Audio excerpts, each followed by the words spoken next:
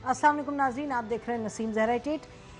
जब से ये हुकूमत आई है, prime minister of Pakistan Imran Khan साहब तवातर के साथ बात कर रहे हैं कि जो कमज़ोर तबका है उसके लिए कुछ करना लाजमी है, और महंगाई की भी साथ साथ बात कर रहे हैं और कहते रहे हैं कि कुछ करना है हमने, और एक्नॉलेज करते रहे हैं कि महंगाई का मसला है। अब अभी भी हमने देखा कि उनकी एक ट्वीट थी जिसमें उन्होंने ये कहा कि बहुत ज़बरदस्त है इंडिकेटर्स, बहुत पॉजिटिव है इंडिकेटर्स, और रिमिटेंसेस की बात की, लेकिन उन्होंने कहा जो महंगाई का मसला है वो काफ़ी पेचीदा है और उसका कुछ करना है। कल ही इनके एमएनए जो हैं रावलपिंडी के, तो सुनिएगा उन्होंने क्या कहा अपने जलसे में। है, हाँ बेरोजगारी भी है, हाँ गुर्बत भी है, और ये सच है। लेकिन खुदा की कसम इससे बड़ा सच भी कोई नहीं है। इमरान खान के अलावा इस पाकिस्तान के पास कोई ऑप्शन नहीं है। तो ये सदाकत अब्बासी साहब कह रहे हैं कि खुदा की कसम ये सब जो मसाइल हैं, खुदा की कसम इनका हल एक ही शख्स के पास है, वो उनका नाम है इमरान खान। अच्छा, इमरान खान साहब ने ये भी हम मानते हैं कि उनको सचमुच दर्द है और वो चाहते हैं कुछ करें, लेकिन जब ये प्राइस जो हाइक हुई है एकदम से, और एक तूफ़ानी तौर की ये हाइक हुई है, आटे की कीमत कहाँ चली गई, चीनी की कहाँ चली गई, आप लिस्ट देख रहे होंगे स्क्रीन पे, यानी कि प्याज, आटा, अद्वियात, हर चीज़। और रोना इतना है क्योंकि ज़ाहिर है तनख्वाहें तो बढ़ नहीं रही, हालात ऐसे, कोविड अपनी जगह।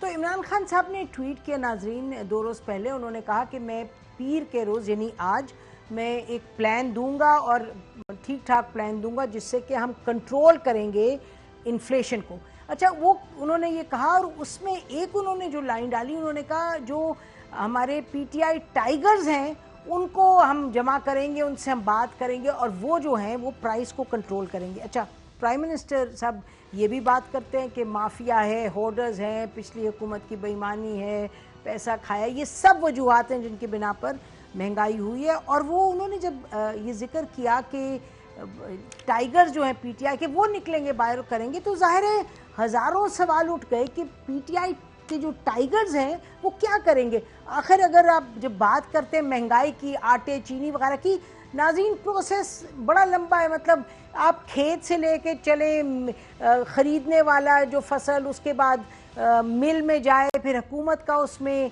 लेना देना, फिर होलसेलर है, फिर आरती होलसेलर, फिर रिटेल के पास आए, यानी देयर आर मल्टीपल लेवल्स जहाँ के इस जो साइकिल है। अच्छा, और फिर जब कीमत बढ़ती है, इस वक्त पाकिस्तान में 2 ही चीज़ें हैं, एक है मार्केट कमेटी है, और दूसरा है जो डीसी। मार्केट कमेटी है जो प्राइसेस को कंट्रोल करती है डिस्ट्रिक्ट लेवल पे, और करना होता है उसको। जो डीसी हैं, डिप्टी कमिश्नर, वो इलाके के हैं जो कि रिवायती तौर पे, कानूनी तौर पे, एडमिनिस्ट्रेटिवली वो संभालते हैं।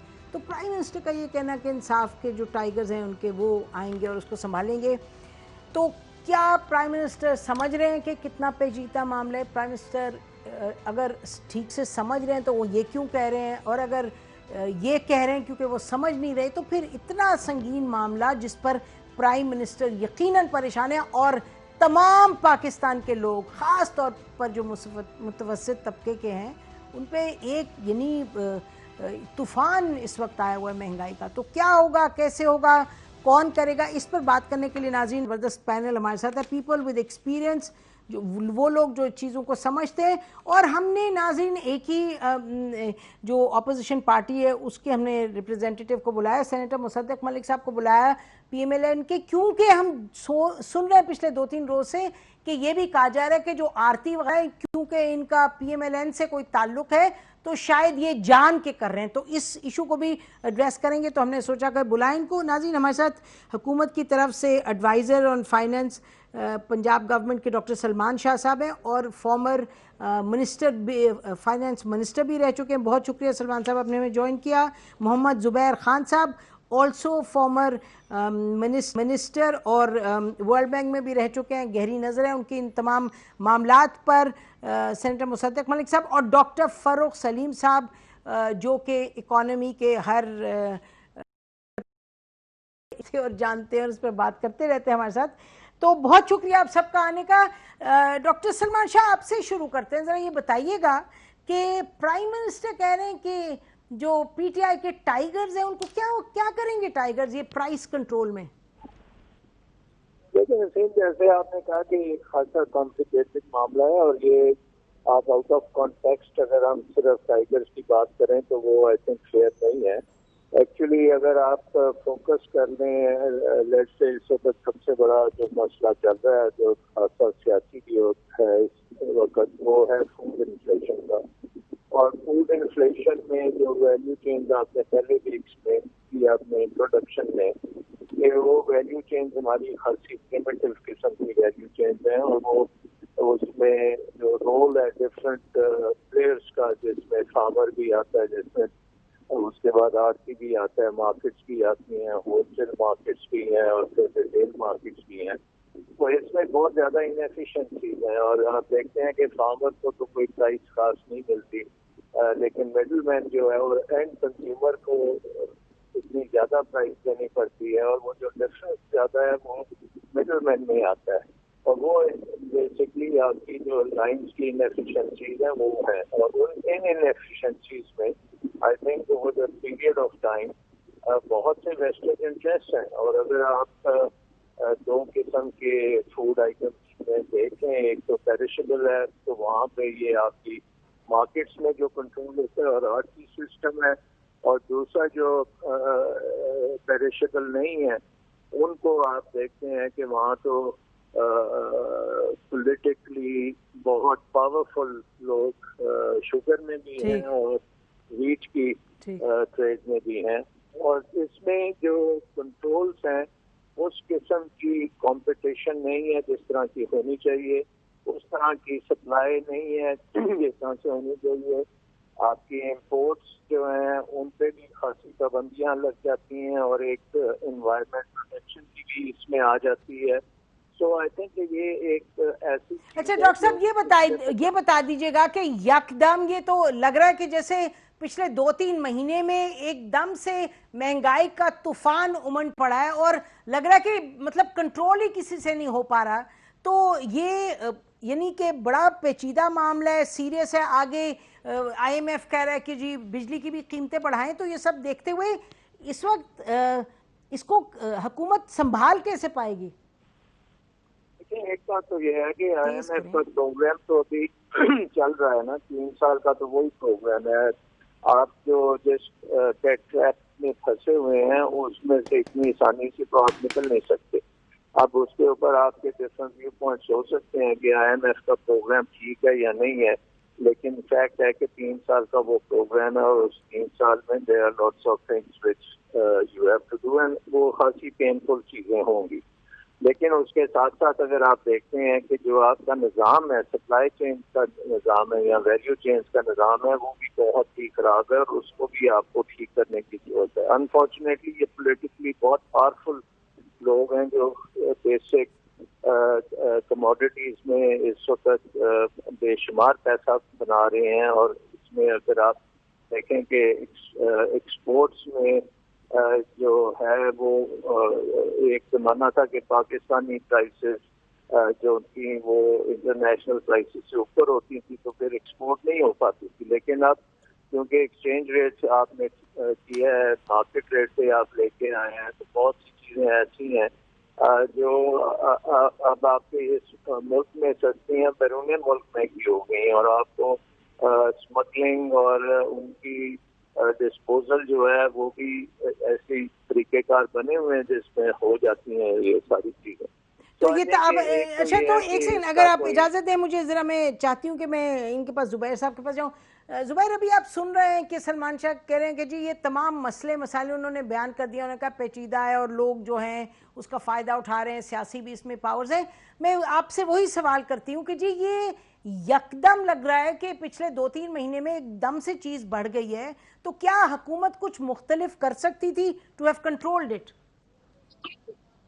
नसीम, शुक्रिया बुलाने का। नसीम देखिए, बात सुने, ये जो प्राइस इन्फ्लेशन को कंट्रोल करना जो होता है ये मॉनेटरी पॉलिसी का काम होता है। और जो मॉनेटरी पॉलिसी है वो जो तमाम अशिया होती है जो हम कंज्यूमर प्राइस इंडेक्स में देखते हैं, उनमें से जो नॉन फूड और नॉन एनर्जी आइटम्स हैं वो उसी के ऊपर वो गौर करती है कि उसको वो कंट्रोल करे।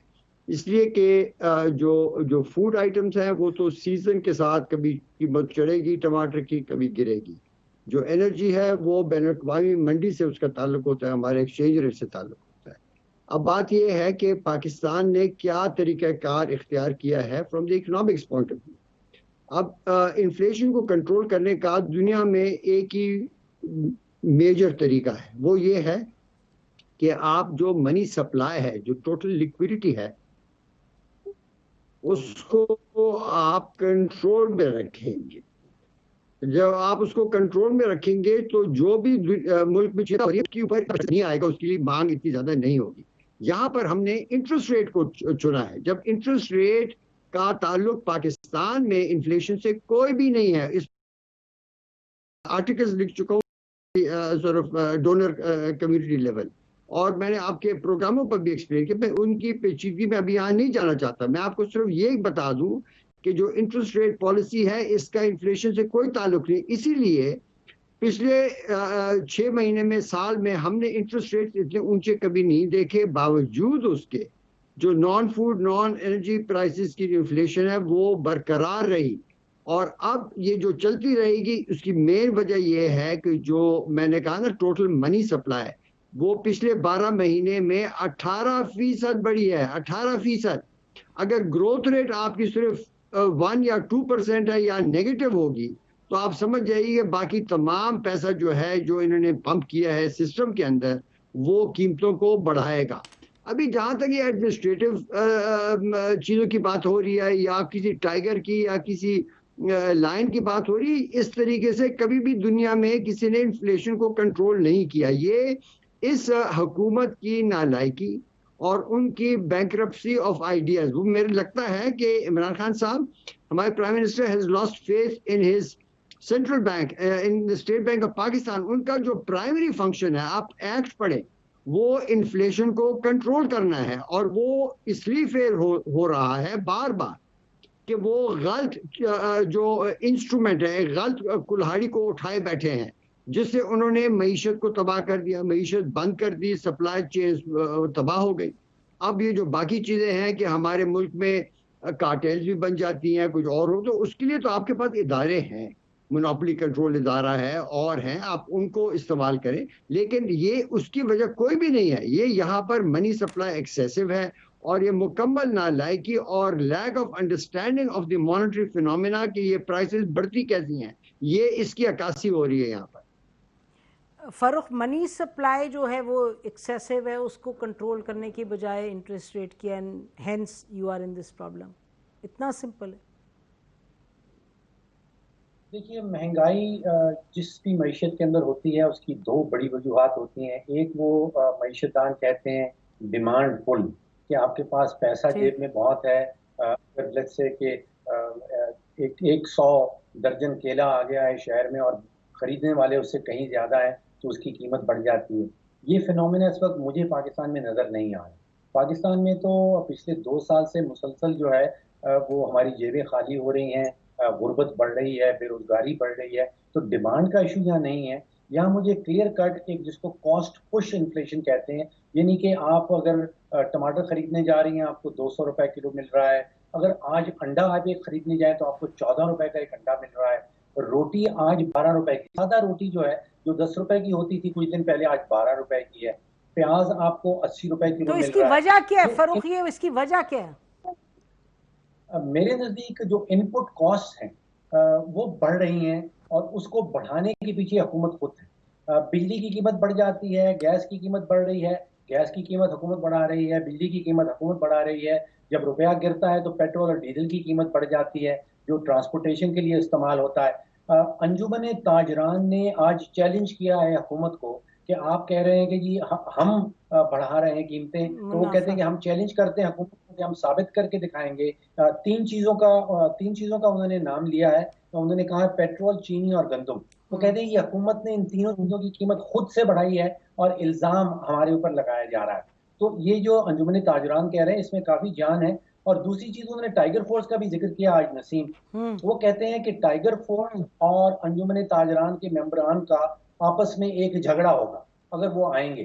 तो देखिए ये जो टाइगर फोर्स वाला इशू है, मेरी समझ में नहीं आता कि एक तो मैंने इस साल का बजट देखा, वहां पे running of the civil government, यानी कि आपने हुकूमती डीसीज हैं, आपने कमेटी का जिक्र किया, सेक्रेटरीज हैं, एक पूरा का पूरा वो पैराफर्नेलिया है, उसके ऊपर हम 477 अरब रुपया सालाना खर्च करते हैं।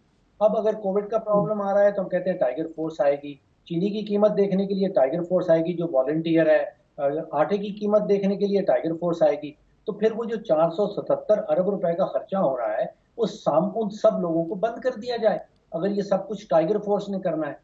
फिर एक कानूनी एंगल बन जाता है। आप सोचिए कि जो रियासत होती है उसका रियासती कारोबार चलाने के लिए रियासती इदारे होते हैं, और रियासती इदारों के पीछे पूरी कानून साजी होती है।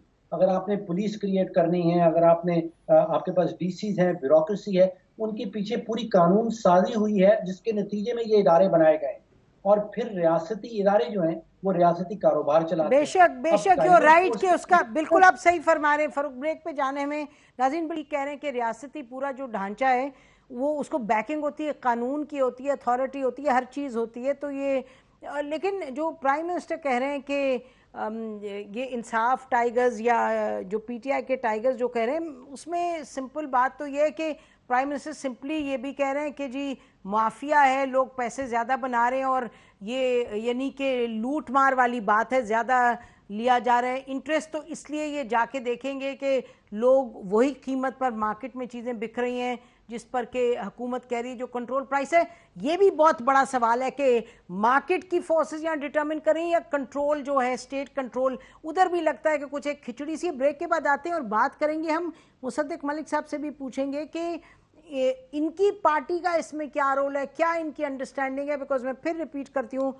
लोगों ने कहा जी जो आरती वगैरह है वो तो पीएमएलएन का बाजार से बड़ा ताल्लुक है, जो क्लासिकल बाजार है, तो वहाँ से जो इन्फ्लुएंस है इस वक्त, क्योंकि ऑपोजिशन ने अभी अपना पीडीएम बनाया तो उसके साथ साथ ये शुरू हो गया क्योंकि गवर्नमेंट पे प्रेशर डाल रहे हैं, तो आरती कर रहे हो कनेक्टेड टू पीएमएलएन। तो पीएमएलएन क्या कहती है, ब्रेक के बाद पूछते हैं इनसे। स्टे विद अस।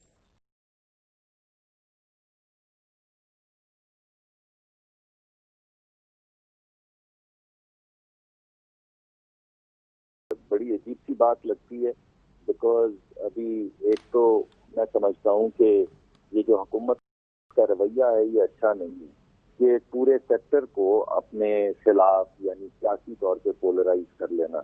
अब ये कहना उनका कि आड़ती जो हैं वो पीएमएलएन के हैं, तो चलिए आड़ती फिर पीएमएलएन के हैं तो वो हुकूमत के खिलाफ हैं।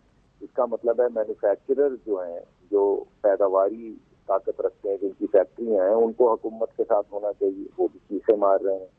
चलिए अगर ये दोनों हमारे साथ मिले हुए हैं तो जो डिस्ट्रीब्यूटर हैं बड़े बड़े, उनको हुकूमत के साथ होना चाहिए, वो भी हुकूमत के खिलाफ आवाज उठा रहे हैं।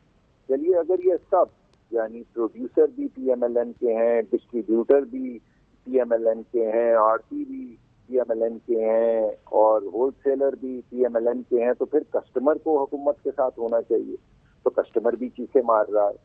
तो सवाल ये उठता है कि अगर प्रोड्यूसर, डिस्ट्रीब्यूटर, होलसेलर, आड़ती और कस्टमर सारे पीएमएलएन के हैं तो फिर हुकूमत का कौन है? ये बात तो समझ नहीं आ रही है। तो ये किनसे वोट लेकर आए हैं? यानी बड़ी अजीब सी बात है कि अदविया की कीमत पहले 300% बढ़ाई, उसके बाद 250% बढ़ाई, यानी कुल मिला के 550% अदविया की दवाओं की कीमत बढ़ा चुके हैं। जब सवाल पूछे तो कहते हैं माफिया है, चलिए मान लिया। फिर शुगर का पूछें कि 50 रुपए की थी 100 की कैसी हो गई, कहते हैं माफिया है, मान लेते हैं। आटे का पूछें कि 30, 35, 40 रुपए थी 70, 75 कैसे हो गई, तो कहते हैं माफिया, चले मान लिया। पूछते हैं पेट्रोल क्यों खत्म हो गया पेट्रोल पंप पे, और तो कहते हैं कि माफिया थी, चले मान लिया।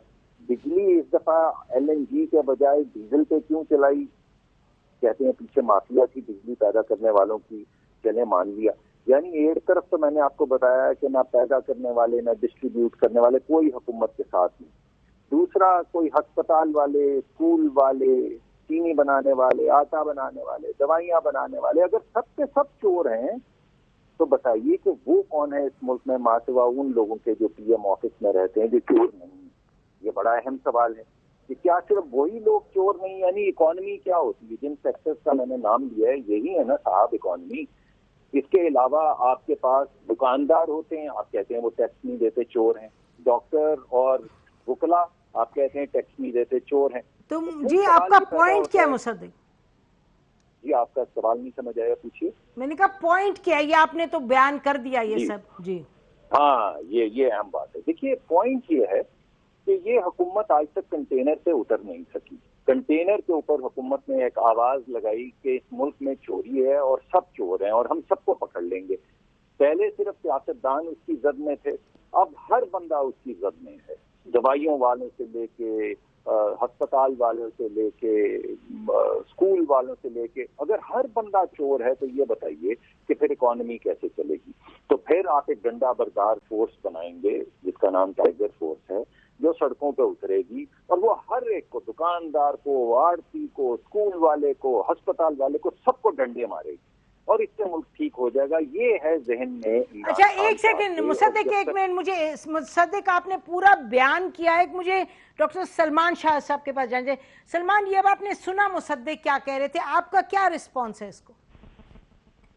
लेकिन मुसद्दिक मलिक साहब माशाल्लाह बहुत सियासतदान में है, उनको पता है कि पाकिस्तान में किस किस्म के कार्टलाइजेशन है, इनको पता है कि पॉलिटिकल इकोनॉमी में, पॉलिटिक्स में किसका कंट्रोल है, और पर्टिकुलरली जो आपके रूरल सप्लाई चेन्स हैं वो कोई कंपेटिटिव मार्केट तो नहीं है जिसको आप कह सकते हैं कि वो बिल्कुल परफेक्ट चल रही है।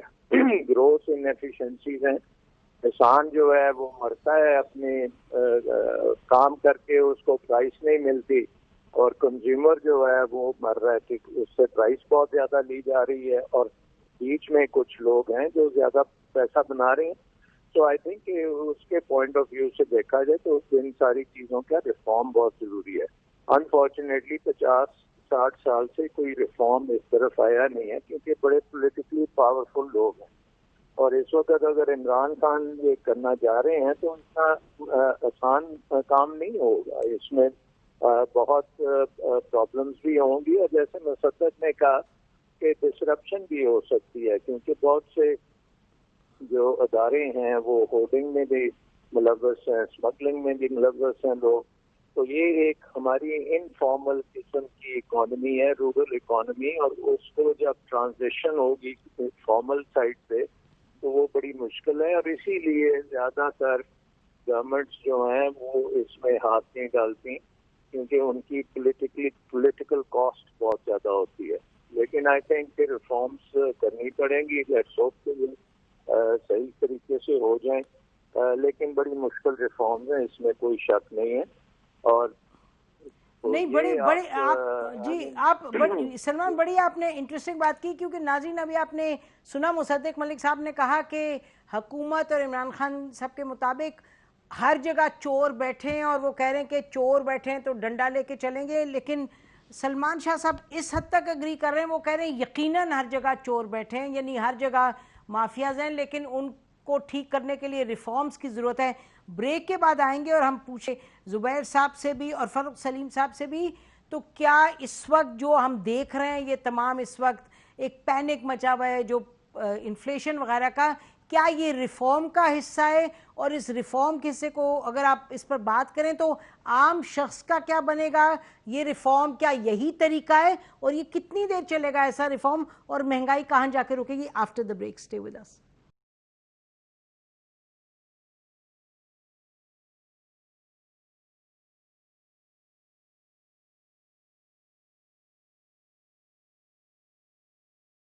वेलकम बैक नाज़रीन।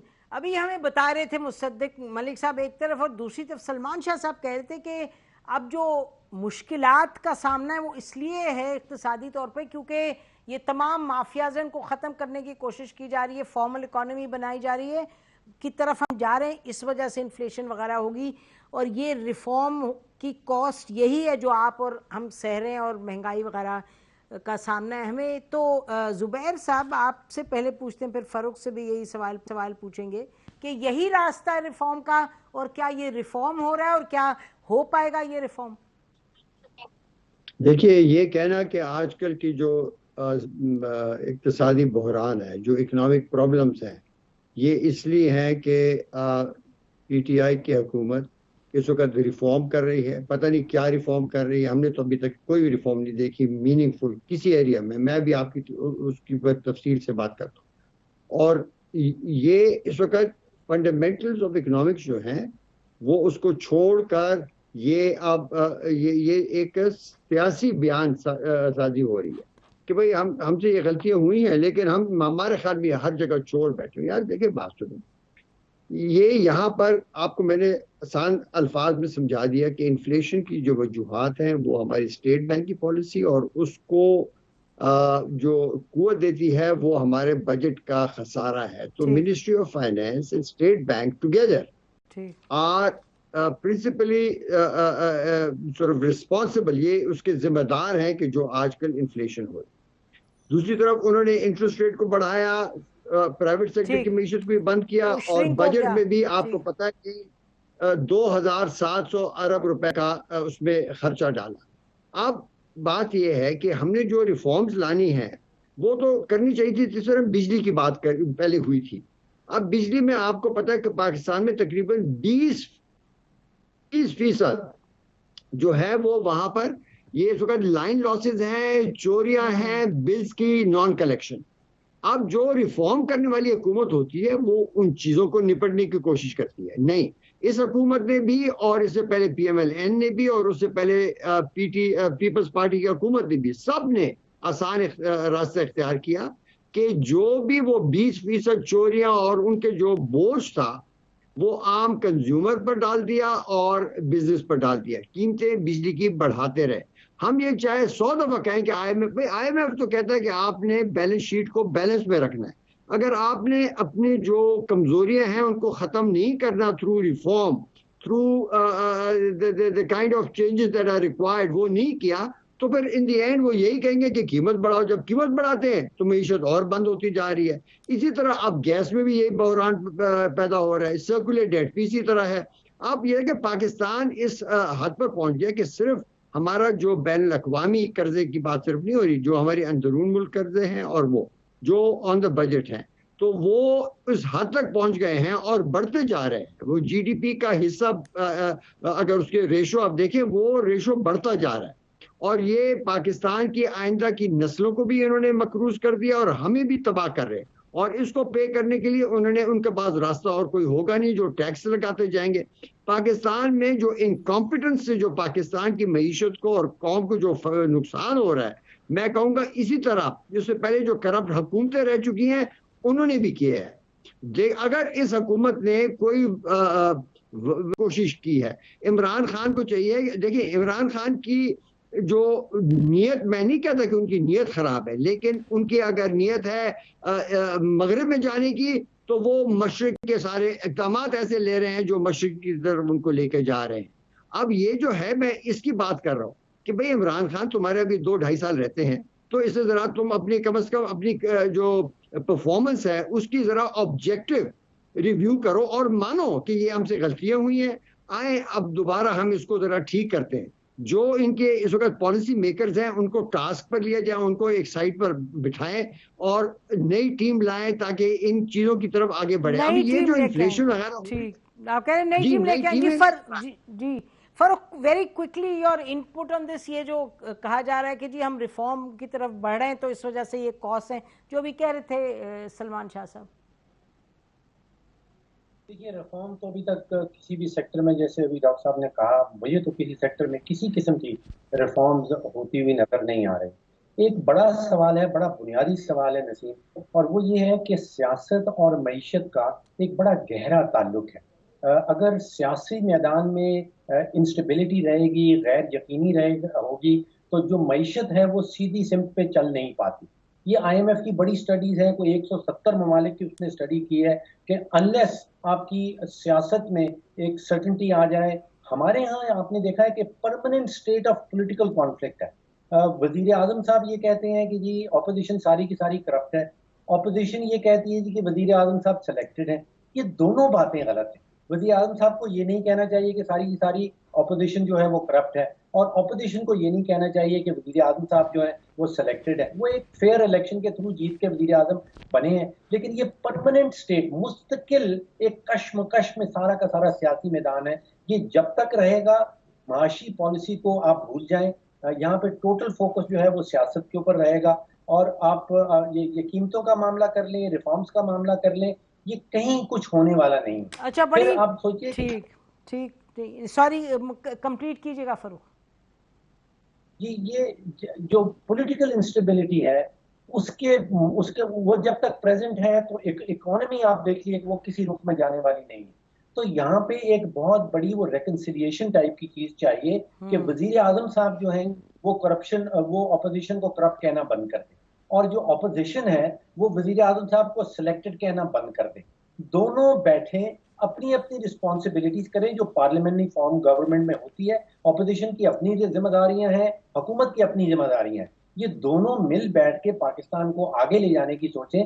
ये पॉलिटिकल जो परमानेंट पॉलिटिकल कॉन्फ्लिक्ट है, इससे मुल्क कहीं जाने वाला नहीं है। ठीक, ब्रेक लेते हैं फरूक, ब्रेक के बाद आएंगे नाज़रीन और पूछेंगे सेनेटर साहब से कि इस पर वो क्या कह रहे हैं, क्योंकि आपने सुना कि फ़ारूक सलीम तो कह रहे हैं ये तमाम जो मसला है इसका जो कोर पे मसला है वो सियासत का मसला है, और जिस नौयत की सियासत है उसकी वजह से इस वक्त हम इस मुश्किल का सामना हमें है, क्योंकि हम हुकूमत सही तरीके से सही सिमत रिफॉर्म पर जा नहीं रही, और इसलिए नीचे इकोनॉमिक एक डिसकंटेंट है और एक अपहीवल है। ब्रेक के बाद आते हैं, फिर बात करते हैं। स्टे विद अस।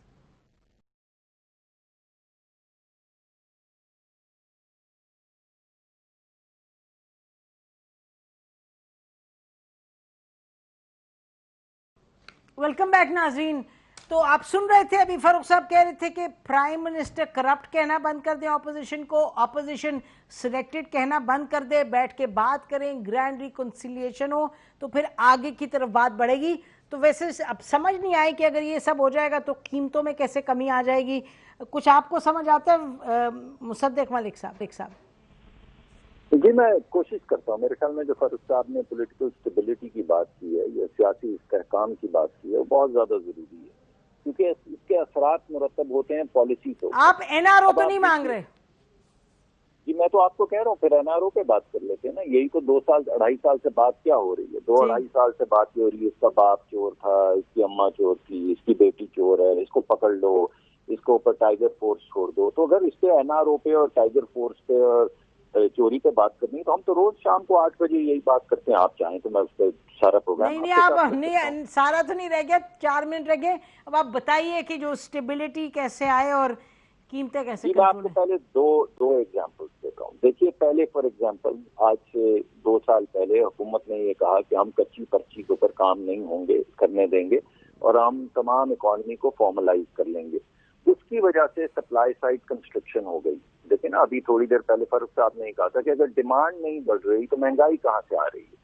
महंगाई यहाँ से आ रही है कि हमारी सप्लाई जो है वो घटती चली जा रही है, जिसका एक तखमीना जीडीपी की ग्रोथ रेट से भी आपको पता चलता है। यानी हमारी जीडीपी 6% से गिर के आई 1.9% पे, और अब जो लेटेस्ट खबर आई है वो ये है कि पिछले साल 0.4% नहीं, -0.4% नहीं बल्कि 1.5% घटी है इकोनॉमी। अब इसका मतलब ये है कि लोग जो आटा खा रहे थे वो कम खा रहे हैं, तो फिर महंगाई कहाँ से आ रही है? हो ये रहा है कि आपने चोर चोर चोर की जो आवाज लगाई है वो सिर्फ सियासतदानों तक महदूद नहीं है। मैंने जैसे पहले आपको बताया, हर एक को माफिया डिक्लेयर कर दिया। फिर आपने पॉलिसी बनाई कि हम सबको पकड़ लेंगे और इनको फॉर्मल इकोनॉमी में लाएंगे। चले, उसकी एक कीमत थी जो हुकूमत को अदा करनी थी, जिसके बाद मार्केट स्टेबलाइज हो जाती है एक फॉर्मल इकोनॉमी। मगर आज रास्ते में उसको छोड़ दिया, पॉलिटिकल इंस्टेबिलिटी की वजह से प्रेशर नहीं ले सके, ना ऑपोजिशन ऑन बोर्ड ली, ना इदारे ऑन बोर्ड लिए, ना एफबीआर ऑन बोर्ड ली। बस हला करके पड़ गए कि हम कच्ची पर्ची वालों को नहीं छोड़ेंगे। तो कच्ची पर्ची वाले इकोनॉमी से निकल गए, इकोनॉमी भी बैठ गई, सप्लाई भी घट गई और कीमतें बढ़ गई। अब आपने ये कहा कि अच्छा वो तो काफी नहीं था कि जो कच्ची पर्ची पे छोटे लोग काम करते थे, जो बड़े लोग हैं वो असल चोर हैं, चीनी, आटा, अस्पताल, स्कूल। तो आप हला करके उनको पड़ गए, तो उनकी भी जो पैदावारी ताकत थी वो घट गई। तो ये जो बुनियादी तौर पे पॉलिटिकल इंस्टेबिलिटी है, अदम इस्तेहकाम है, उसकी वजह से पॉलिसीज ऊपर नीचे जाती हैं। अब आपको यही ना पता हो कि इंटरेस्ट रेट 14% है या 6% है, तो आप अपनी प्रोडक्शन प्लान कैसे करेंगे? अगर आपको यही ना पता हो कि आपके खाम माल के ऊपर ड्यूटी 2% लगनी है या 9% लगनी है, तो आप अपनी प्लानिंग कैसे करेंगे? अगर आप पहले बोलें कि जिसको हम देंगे ये वो सवाल नहीं पूछेंगे, अगर आप इन्वेस्टमेंट करें वो चोर है, और फिर बोलें कि दिसंबर तक जो भी इन्वेस्टमेंट करेगा रियल एस्टेट में उससे सवाल नहीं पूछेंगे, तो आप बताएं लोग प्लान कैसे करें? अगर आपने जनवरी में ये कह दिया कि नहीं, जिसने इन्वेस्ट किया सबको पकड़ लो, जैसा कि आप पहले कह रहे थे, तो फिर लोग कैसे प्लान करें? इस अदम इस्तेहकाम सियासी